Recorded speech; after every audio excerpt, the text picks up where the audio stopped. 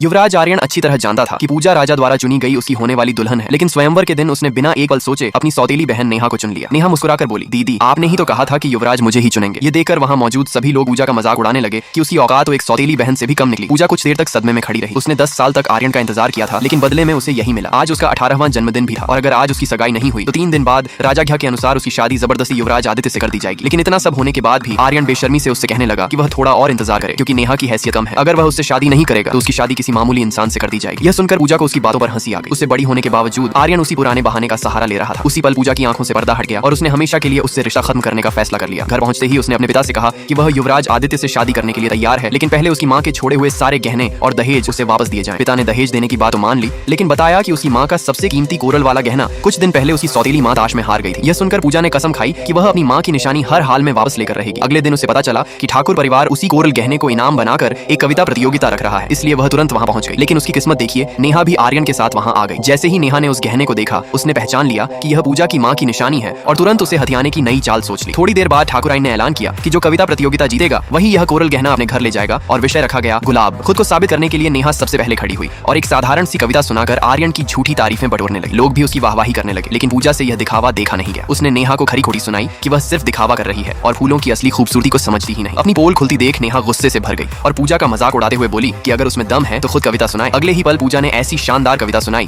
कि वहां बैठे सभी लोग उसकी तारीफ करने लगे। उसकी कविता में फूलों की शान, आत्मसम्मान और ऊंचे चरित्र की ऐसी झलक थी कि ठाकुराइन भी उससे बेहद प्रभावित हो गईं और तुरंत ऐलान कर दिया कि कोरल का गहना पूजा का हुआ। पूजा ने बड़ी सावधानी से अपनी मां की निशानी अपने सिर पर पहन ली। वह गहना पहनते ही उसकी खूबसूरती और भी निखर गई। आर्यन उसे देखकर पूरी तरह हैरान रह गया और उसकी नजरें पूजा से हट ही नहीं रही थी। ये देखकर नेहा के मन में डर बैठ गया। उसने तुरंत मासूम बनने का नाटक किया और रोते हुए बोली कि उसकी शादी सिर्फ 3 दिन बाद है, लेकिन उसके पास लाल रंग का कोई शाही गहना नहीं है। इसलिए इशारों इशारों में उसने पूजा के सिर पर सजे उसी गहने की तरफ लालच भरी नजरों से देखना शुरू कर दिया। लाइक सब्सक्राइब कर देना, भगवान आपको बहुत खुशी देगा।